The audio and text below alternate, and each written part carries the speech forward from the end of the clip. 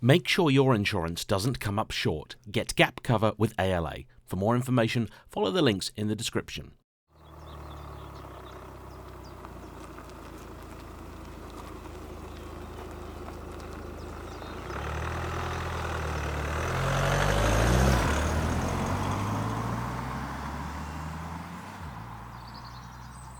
Hello everybody. I think all of us petrol heads really love a bit of a risky purchase. A car that seems too good to be true, and even if you know it probably is, you've still got to say yes. And today's might be one of the most daring that I've ever featured. For this is an ex-taxi 2013 Ford Mondeo with a legendarily bad gearbox and was purchased from under a tree for £500. But I also think this could turn out to be the best buy its owner has ever made. Is he genius or mad? Find out in today's episode of JayEmm on Cars.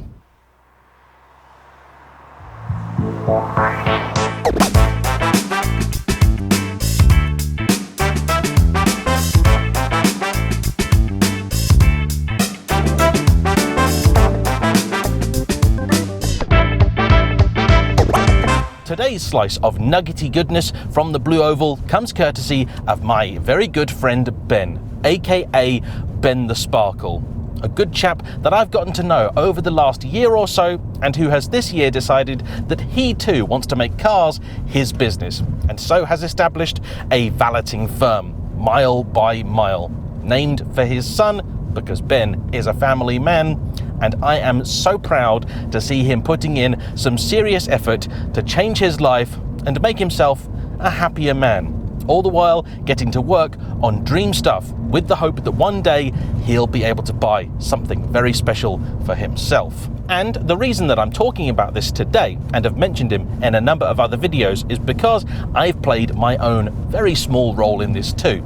You see, I believe that the best kind of charity is opportunity. For there are lots and lots of people out there who would do something if only life were to give them the chance. And so I believe those of us who are able to give that chance are morally obliged to do so. And so, in this case, myself and my good friends over at Dodo Juice have helped set Ben up with all of the kit that he needs. I've introduced him to a number of my petrol head friends, and he has gotten off to a flying start. But, as is ever the case with a new business, this is not the work of a day. So, if you'd like to help him out, there are several ways that you can do that. The most obvious, of course, is if you have a car that you would like cleaned to a very high standard, to give him some business. And you can do so if you live in the Bedfordshire, Hertfordshire, Buckinghamshire or Northampton area, or somewhere very close to that.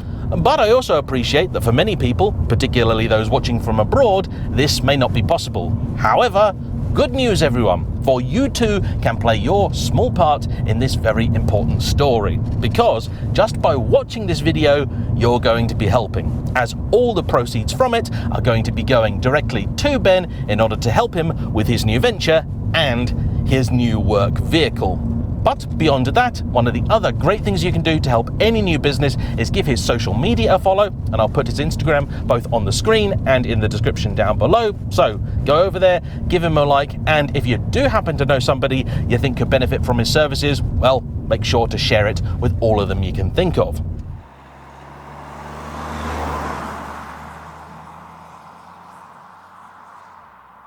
And with that out the way, onto the car. This is a 2013 Ford Mondeo Titanium X Business Edition, a very last-of-line model of the third generation of Mondeo, which landed back in 2006. To quite some fanfare, because the third generation Mondeo was, for a very brief moment, the transport of one Mr. James Bond, making a starring role in the amazing Daniel Craig film Casino Royale. As it happens, Ben's dad also has an example of a Mondeo with the 5-cylinder Volvo-derived engine in it. Now that's an example of the pre-facelift model, which was changed in 2010, and this car then being a very late example as the model was replaced in 2014.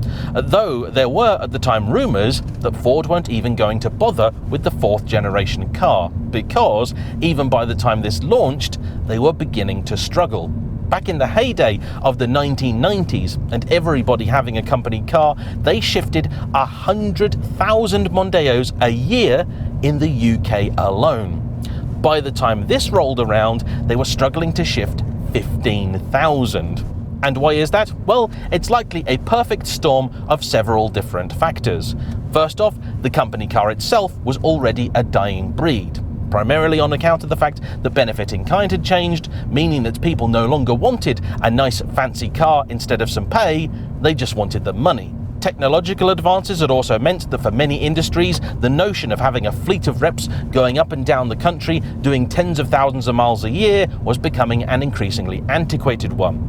And finally, the German competition had cottoned onto the notion of cheap finance deals. So where in the 1990s, to get yourself into even a basic BMW, Mercedes or Audi, you'd have had to spend a lot more money than this a month, come the 2010s, the gap was nowhere near as large as it once was, and people decided they wanted prestige. But Ford fought back the best way that they knew how, by offering value for money. And so this car, which would have been some £4,000 cheaper than the cheapest of all BMW 320ds, is absolutely loaded. You have dual zone climate control, electric windows all round, power folding mirrors. You've even got both heating and ventilation for the front seats. The dashboard has a very large, for its time, LCD display which can be controlled from the steering wheel. And then over here in the middle, you've got another large display giving you functions such as satellite navigation, which back in the day would certainly not have been standard, as well as all of your usual refinements such as CD player, FM and AM radio, and your HVAC controls too. You've even got half leather for the interior and alloy wheels, which, though for this kind of car would certainly have been standard for a while, the kind of person buying it would still likely consider an option.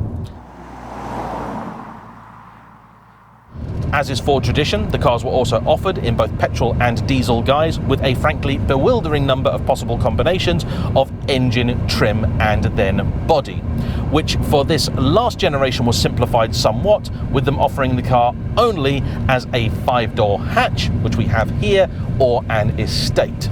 The 4-door saloon being discontinued entirely with the facelift. All-wheel drive models were also available, though not for all cars in all markets. This one is front-wheel drive, and although the BMW enthusiast would never like the idea of that, it does make this car very practical. Packaging is much easier, and so not only do you have plenty of room in both the front and back of the car, there's also a very generous boot available too. Even better, and particularly helpful for your business customer, is a standard fit 70-litre fuel tank, giving this an incredible range potential of over 600 miles. And this specific car has a very interesting history indeed. It was first owned by an executive of the John Lewis Company, who, if you're not familiar with it, here in Great Britain, is a very fancy high-end department store. They also run the supermarket Waitrose. He had it for its first 80,000 miles, and we think about 3 years. Then it got its second wind as a taxi. And it is at this point things get a little bit murky, because it is when it became a taxi that the service history begins to disappear, and then we know for a fact after it finished as a taxi, it was then used by one of the guys from the taxi company as their own personal car. He, unfortunately, a few years ago passed away, the car then going to his son, Christian. However, for various reasons, the car was then parked and simply left in a garden for a number of years. Until one day when Ben turned up to clean Christian's car and saw the Mondeo in the garden. They got chatting, and Christian said that he was really looking to scrap it and had been offered some money to get it weighed in, and then offered it to Ben, who thought, you know what, this would be a good thing for me to buy, because Ben, and I will give him massive credit here, is making one of the most difficult decisions we will ever make. He's starting a business. This is always a difficult thing and requires sacrifice. And he's making, for us petrol heads, one of the biggest of all. His beloved Mark II Ford Focus ST is being sold. Now, if you happen to fancy yourself a very, very well cared for Mark II Focus ST in honest condition for a reasonable sum, then please do email me, because we'd love for that car to go to somebody who's really going to care for it and who preferably might sell it back to Ben in a few years.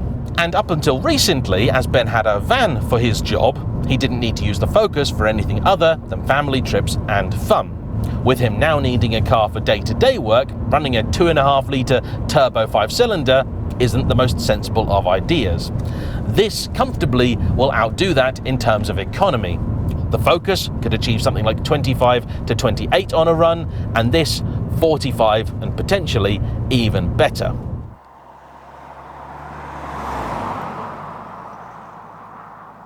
But even though on paper it was the obvious thing to do, any car like this, which hasn't been used or MOT'd for years, is a gamble. But Ben decided to buy it blind, did the deal, shook Christian's hand, and promptly booked it an MOT at the nearest service centre. Took it over there, they looked at it and said that yes, it would pass, but with a very, very large list of advisories. Thankfully, nothing particularly serious. They then serviced it, and now he's finding himself actually quite enjoying it. And that's for good reason. It's a very good car.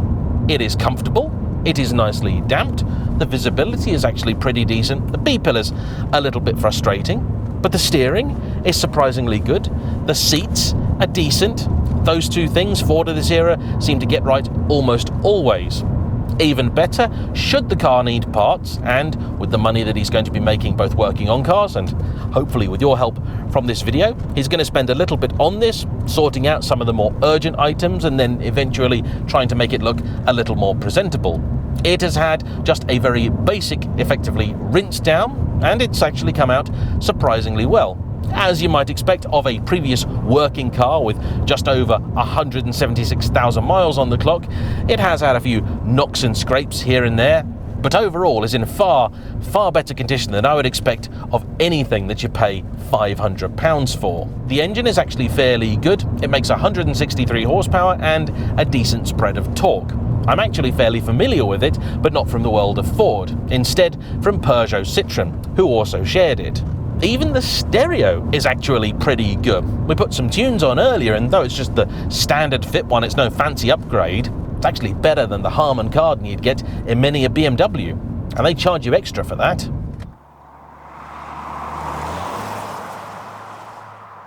There is in fact just one potential cockroach in Ben's salad here.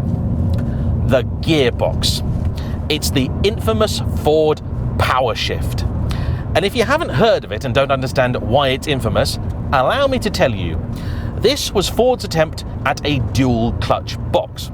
It's a 6-speed, and in all honesty, I'm not entirely sure why in a car like this they even use it, because Ford already had a traditional torque converter automatic, and certainly for a car like this, that is the kind of gearbox that you want. Presumably at the time they made it, there would have been some kind of efficiency or other improvements to be made with it, but the reality is the box just isn't that good. It developed a reputation for failure so severe that it has been the subject of several fairly high-profile lawsuits. I am, to be honest, quite shocked that Ford Motor Company ever let it pass. Typically, they as a company are very good at making sure that things will at least work, if for no other reason than they don't want to be sued. Somebody in my family actually has a car with this very gearbox, a B-Max, I believe. And though every time I have driven that car, it feels like it's at the verge of failure, it's actually kind of held on. And I suspect this is in a similar state. Around town, and in the lower gears, first and second, it's not particularly pleasant. But once you're out of town and at speed, it's perfectly fine. Changes down when you want it to, the thing pulls pretty nicely. It's actually a very, very well managed car. And I've got to say, the feel through the wheel, the front suspension dynamics, this is actually, at normal speeds, far more engaging and interesting to drive than a great many BMWs of the era. I sometimes feel like such a plum because I totally ignored the Mondeo in favour of the E46 3 Series and later stuff like the E92. And when this car was being sold, the E90 Generation 3 Series was being retired in favour of the new F30 based car, which in terms of interior quality is honestly light years ahead of this. You've still got plenty of sort of cheap vinyl and weird bits of trim and stuff like that. Like it's nice in here, but it certainly doesn't feel luxurious. The next car, admittedly, did up their game quite a bit in that regard.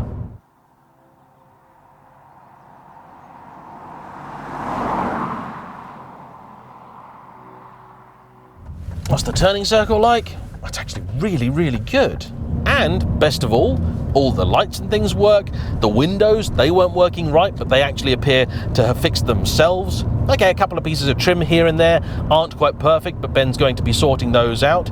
And even the aircon actually works. I mean, fixing that alone in a car could cost more than Ben has paid for the entire thing. And look, Ben's my friend, okay? I love the guy to pieces. He's amazing, and I'm so proud of the work he's putting in and what he has already achieved in the short time that he's been running his new business. But because he's my friend, this also gives me license to rip the piss out of him if he's made a utter and total howler of a decision. But I don't think that he has. This, I genuinely believe, is a really darn good car. If he told me he'd paid $2,500 for this, I'd be sat here right now telling you that he, ladies and gentlemen, has got a bargain. At £500, brilliant. And it is proof, if ever it were needed. I'm not a religious man, not really even a spiritual man, but every now and again I do believe that the universe extends a helping hand. And this to me is proof that just sometimes life makes the right decisions and offers help to the right people. And so for that, I wish to say an enormous thank you to Christian in particular for agreeing to sell Ben the car. I can assure you it's going to be well looked after, and this is, I know it, the kind of car that is replacing his much beloved Focus. But the reality is, this is the car that he needs. And I know, I am almost certain, that if in 10, 20 or 30 years I ask him what the best car he's ever owned was, I think this really could be it. Because if it just keeps doing this for the next few years, all you'd ever want from a car.